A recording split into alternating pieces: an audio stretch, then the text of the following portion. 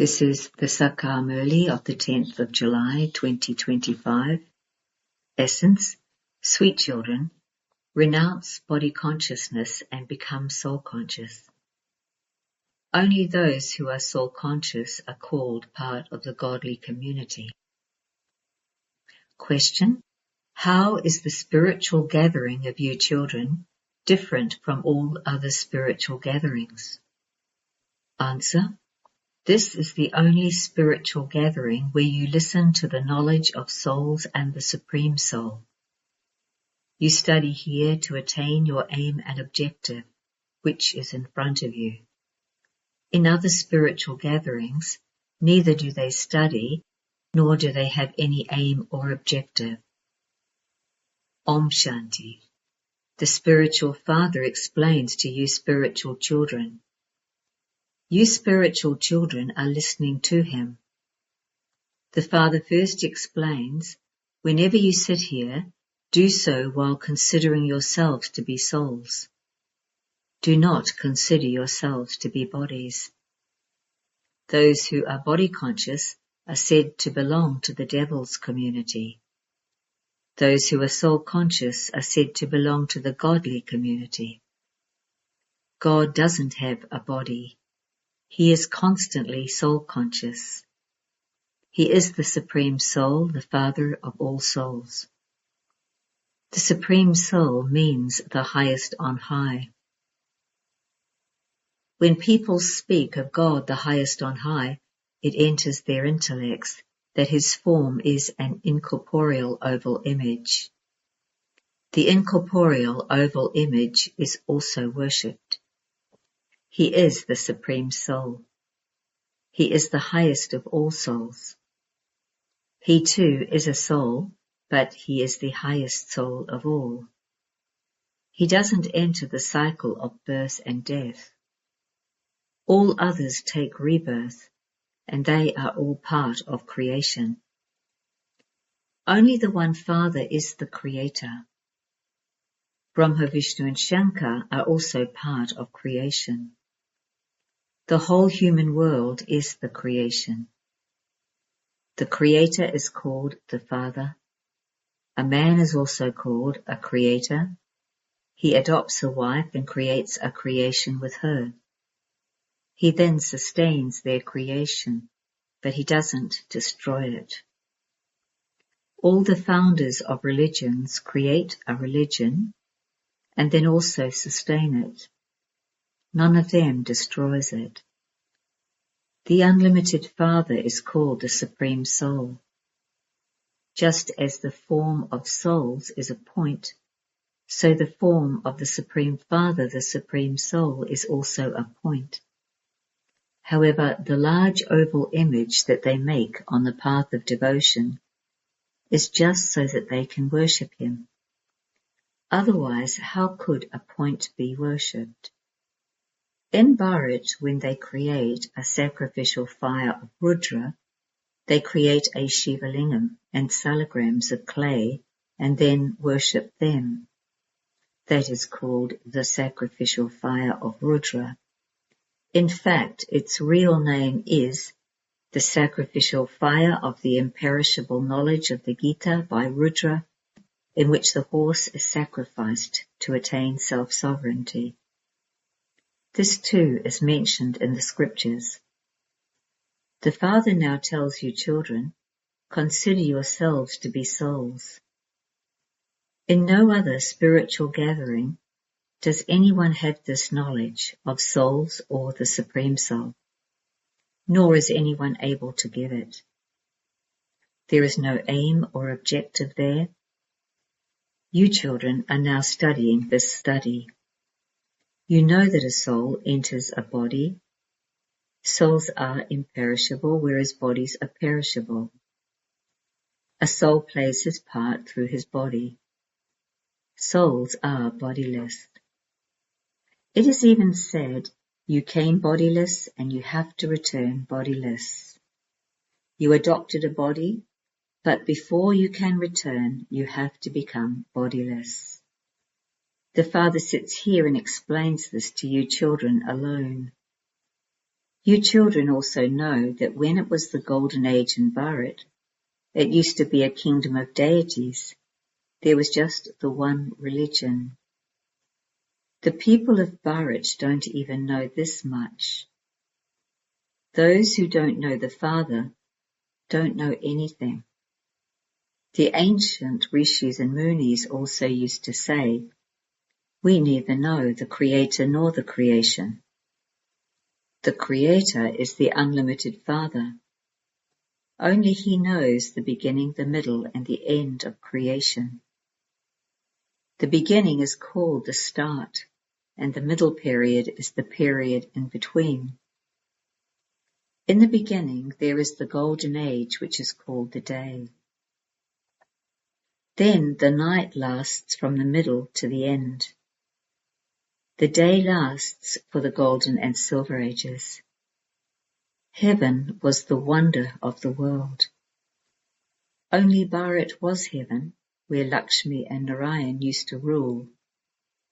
The people of Bharat do not know this.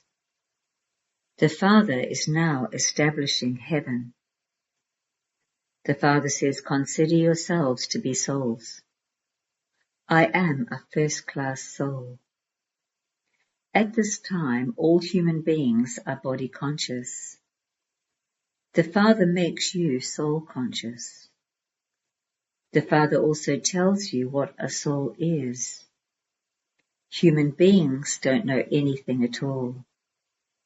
Although they say that a wonderful star shines in the center of the forehead, they don't know what it is or how it has a part recorded in it.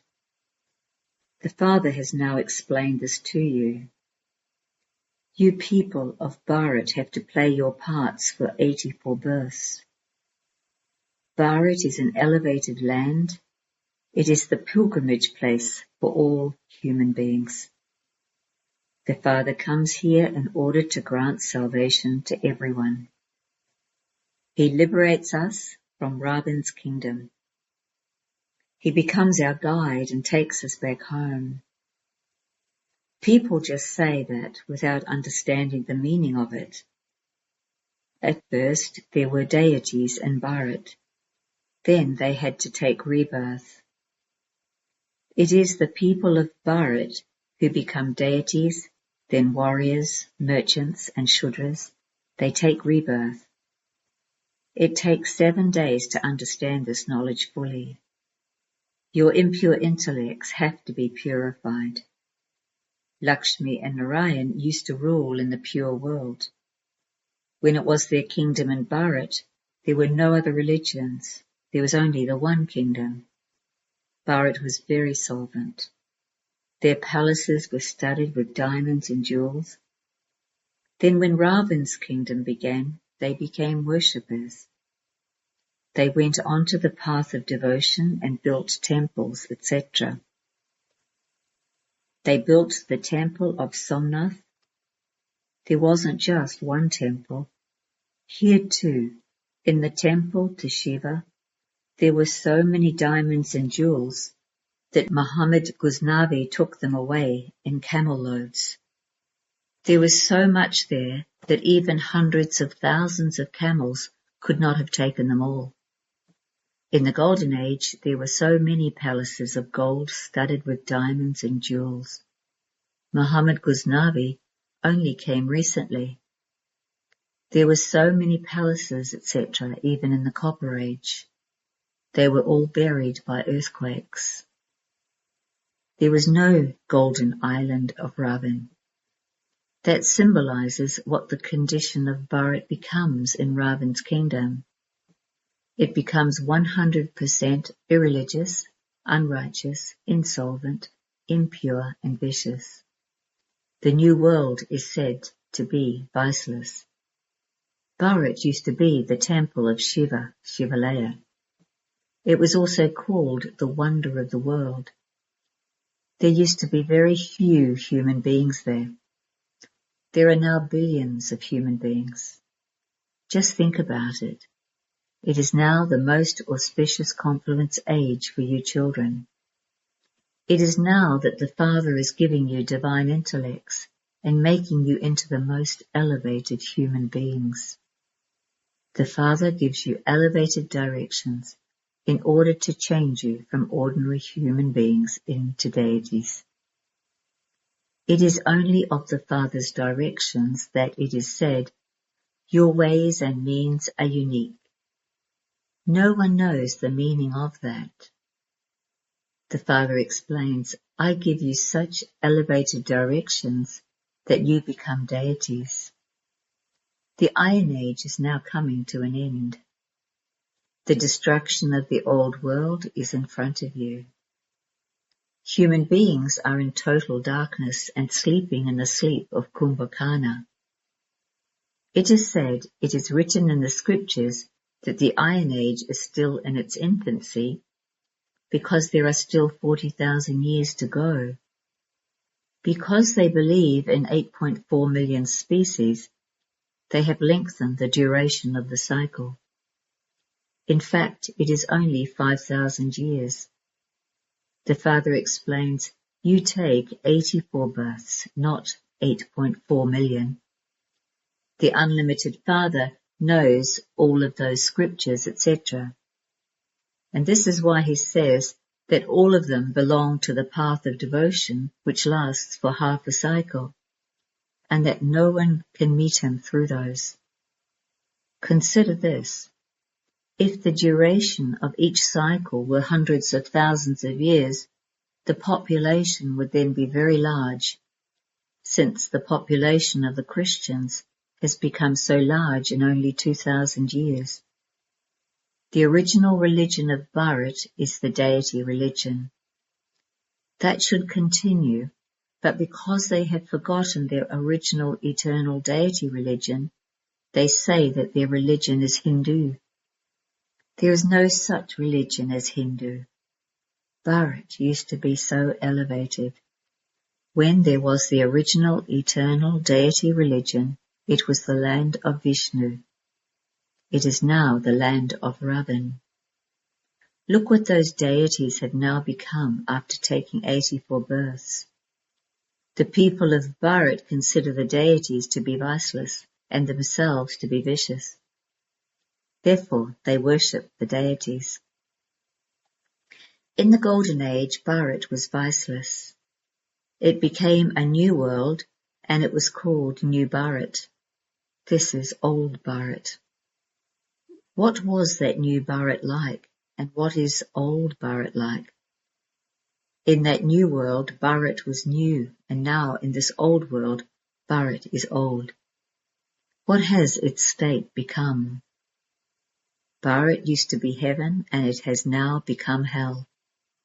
Bharat used to be the most solvent. Bharat is now the most insolvent. It is begging from everyone. It is even begging from its own people. This is something to be understood. When body-conscious human beings of today have a little money, they think that they are sitting in heaven. They know nothing at all about heaven, the land of happiness, because they have stone intellects. Now, because they are impure, you have to make them sit in a bhatti for 7 days to make their intellects divine. Impure ones are not allowed to sit here. Only pure ones can stay here.